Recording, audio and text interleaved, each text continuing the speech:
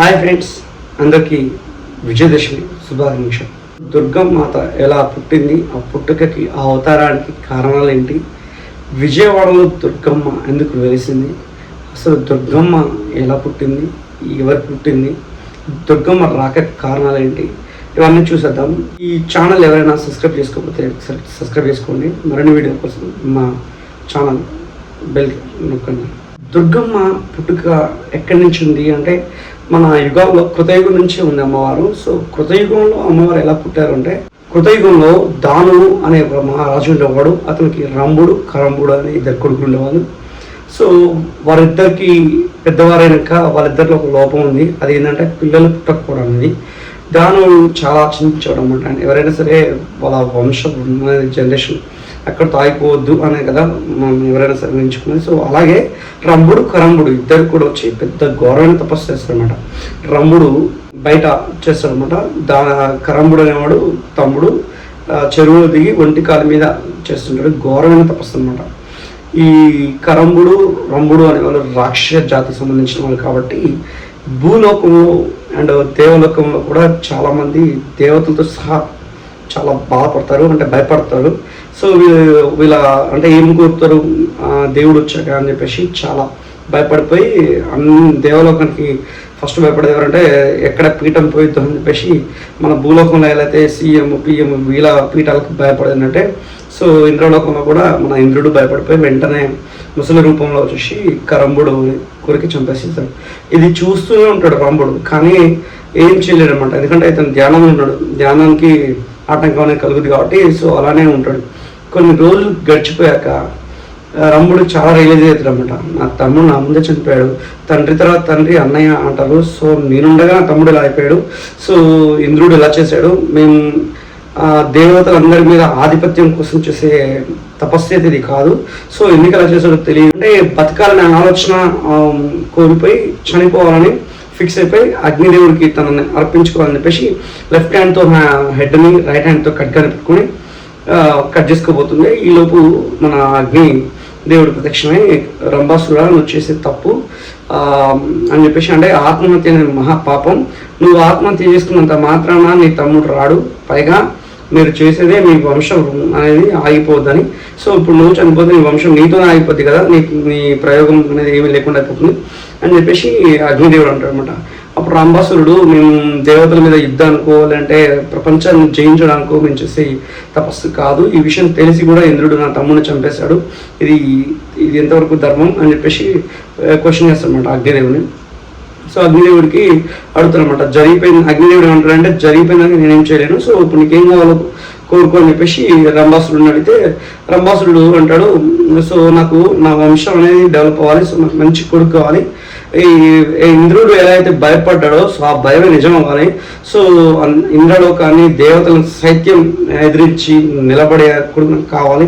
రంభాసురుడు అడగగానే అగ్నిదేవుడు తదాస్తు అంటాడు అనమాట. రంభాసురుడు అడిగిన కోరికకు అగ్నిదేవుడు వెంటనే ఓకే, నువ్వు ఎవరితో అయితే సంగమిస్తావో సో వాళ్ళతో నువ్వు కోరుకున్న కోడు జన్మిస్తాడని చెప్పేసి తన వెళ్ళిపోతాడనమాట. వెంటనే రంభాసురుడు చాలా ఆనందంతో అక్కడి నుంచి తన రాజ్యానికి వెళ్ళాలని చెప్పి ప్రయాణిస్తుంటాడు. మధ్యలో మహిషి అనే అంటే మహిషిని చూసి వ్యామోహం అనేది చెందుతాడు. అంటే మహిషి అంటే గేదె అనమాట, బర్రె. సో దాన్ని చూసి ఎప్పుడైతే రియాక్ట్ అవుతాడో మనోడు, సో దాంతో సంగమిస్తాడు. సో తను ప్రెగ్నెంట్ అయింది. సో ఎప్పుడైతే తను ప్రెగ్నెంట్ అయితే తను తీసుకొచ్చి తన రాజ్యానికి అంటే యువరాన్ని చేస్తాడు. అక్కడ చాలా దున్నపోతుల్ని సైన్యంగా పెట్టేసి ఉంచుతాడు అనమాట. కొన్ని రోజుల తర్వాత ఆ దున్నపోతులో ఒక దున్నపోతు సో ఈ మహిషిని చూసి వ్యామోహం చెందుతాడు అనమాట.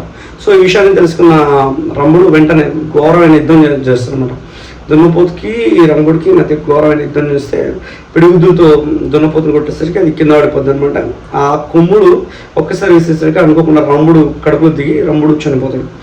రంభుడు చనిపోగానే వెంటనే మహేష్ని వెంటనే అక్కడి నుంచి వెళ్ళి యక్షుల దగ్గరికి పారిపోయి యక్షులను అడుగుతారు అనమాట, సేమ్ అని చెప్పగానే అక్కడ ఉన్న యక్షులు అందరూ దున్నపోతుని చంపేస్తారు. సో చనిపోయిన రంభుడు చితిదహనం చేస్తున్నప్పుడు ఈ మహిషిని చూడలేక ఆ చితిలో దూకేస్తారు అనమాట. చితిలో మంటల నుంచి మహిషాసురుడు అనే ఒక బాబు వెంటనే వస్తాడనమాట. సో ఆ మహిషాసురుడు మహేష్కు పుట్టడం అండ్ అసురుడు అతను అంటే రాక్షసుడు. ముందు వీడియోలో చెప్పాను, పూర్వం పుట్టుక, ఫిజికల్ అపీరెన్స్ అండ్ కారణాలను బేస్ చేసుకొని నేమ్స్ అనేది పెడతారు అని చెప్పేసి. సో మహిషాసురుడికి అలానే పేరు వచ్చిందన్నమాట మహిషాసురుడు. సో మహిషాసురుడికి తన ఫ్లాష్ బ్యాక్ అంటే వాళ్ళ తాత, వాళ్ళ పెదనాన్న, వాళ్ళ బాబాయ్, వాళ్ళ నాన్న ఎలా చనిపోయారు ఇవన్నీ తెలుసుకొని చాలా కోపంతో మేరు పర్వతం మీద కూర్చొని బ్రహ్మదేవుడికి ఘోరమైన తపస్సు చేస్తారు. కొన్ని సంవత్సరాలు ఆ తపస్సు అలా జరుగుతూ ఉంటుంది. దేవతలందరికీ అర్థమయ్యేది అనమాట, వీడు ఖచ్చితంగా మన కోసం మనల్ని పగబట్టాడు, సో ఏం చేయాలని చెప్పేసి ఇక అది ఎన్నో రకాల ప్రయోగాలు అయిపోతాయి అనమాట. అంత షార్ట్ కట్స్ చాలా సింపుల్గా చెప్పేస్తున్నా. బ్రహ్మదేవుడు అనేవాడు వస్తాడు, వచ్చేసి వెంటనే ఏం కావాలి మహిషాసురుడా అని అడిగితే, నాకు అమరత్వం కావాలి, చావు అనేది లేకుండా ఉండాలి అంటే పుట్టుక అనేది ఉన్నప్పుడు చావు అనేది కంపల్సరీ ఉంటుంది. సో నువ్వు పుట్టుక నుంచి నువ్వు జన్మని పొందినావు కాబట్టి మరణం కూడా నీకు అనివార్యం. సో అనగానే సో నీ మరణం ఎలా కావాలని కోరుకుంటే మనోడికి చాలా చిన్న అంచనా ఆడవాళ్ళ మీద. సో నన్ను చంపేది అంటే నాకు సమం వద్దు, సాటి మగవాడు అవుతాడు, సో ఆడవాళ్ళు కాదు కాబట్టి నాకు ఆడవాళ్ళ నుంచే నాకు మరణం అనేది రావాలని చెప్పేసి మహిషాసురుడు కోరుకుంటాడు. ఇక్కడ ఒక 1 minute ఆపితే మహిషాసురుడు కోరిక మేరకే అమ్మవారు వచ్చారు. సో మనం ఇలా చూసుకుంటే హిరణ్యకశిపుడు, నరకాసురుడు, మనం వీళ్ళందరినీ బేస్ చేసుకొని వచ్చేది దేవతామూర్తులు. మనం అనుకుంటాం దేవతలు ఇలా ఉన్నారు అని చెప్పేసి. సో కొంతమంది కామెంట్ చేస్తారు. సో వాళ్ళ అసురులు కోరిక మేరకే దేవతలు అనేది ఇలా పుట్టారు వధించడానికి. సో ఇక్కడ ఇవన్నీ మనం అర్థం చేసుకుని దాన్ని బట్టి ఉంటుంది అనమాట. సో కమింగ్ టు పాయింట్, వెంటనే ఇతను ఏం చేస్తాడంటే నాకు ఆ లేడీతో నాకు మరణం అనేది ఉండాలని చెప్పేసి అని కోరుకుంటాడు. సో తర్వాత ఓకే అనగానే ఇతను మహిషాసురుడిగా ఇంద్రలోకం దేవతల్ని అందరినీ అసలు ఒక రేంజ్లో ఆడుకుంటాడు అనమాట ఫైట్ అనేది. మహిషాసురుడు చేసే పనులకి తట్టుకోలేక దేవతలందరూ వెళ్ళి త్రిమూర్తులు అనగా విష్ణు, శివయ్య, బ్రహ్మ దేవుడు దగ్గరికి వెళ్ళి మొరబెట్టుకుంటారు, మా జీవితాలు ఏంటి, దీనికంటే ఒక ఫుల్ స్టాప్ లేదా అని చెప్పేసి. సో అప్పుడు త్రిమూర్తులు ఏకమై ఒక శక్తిని పుట్టించాలని అనుకుంటారు. సో సరస్వతి, లక్ష్మి, పార్వతమ్మ వీళ్ళు ముగ్గురు కలిసి ముగ్గురు అమ్మల కన్నా మూలపటమ్మ అంటారు, అది కనకదుర్గమ్మని. సో వీళ్ళ ముగ్గురు నుంచి కొంత శక్తి అనేది ఉద్భవించి అమ్మవారిగా జన్మించింది. సో అమ్మవారు భూలోకానికి వచ్చి 9 రోజులు భయంకరమైన యుద్ధం చేసి మహిషాసురుడిని మర్దించడం జరిగింది. సో ఆ 9 రోజులు యుద్ధం జరిగింది కాబట్టి నవరాత్రులుగా మనం కొలుసుకుంటాం. ఒక రోజు ఒక్కొక్క అమ్మవారికి అలంకరణ చేసి మనం అమ్మవారిని మనం పూజించుకుంటాం అనమాట. 9 రోజులు జరిగిన తర్వాత 10వ రోజు విజయదశమి అనగా విజయానికి గుర్తు అనమాట. సో మహిషాసురుడిని చంపి భూలోకంలో శాంతి, సంతోషం ఇచ్చింది కాబట్టి ఆ తల్లి. సో ఆ రోజు విజయదశమి జరుపుకుంటాం అనమాట. ఇది ఫ్రెండ్స్ కనకదుర్గమ్మ భూమికి అవతారం ఎలా వచ్చింది అనేది. ఫ్రెండ్స్ నా ఎక్స్ప్లెనేషన్ మీకు నచ్చుంటే లైక్ చేయండి, సబ్స్క్రైబ్ చేయండి. మరిన్ని వీడియోల కోసం మా ఛానల్ సబ్స్క్రైబ్ చేయండి. Thanks for watching.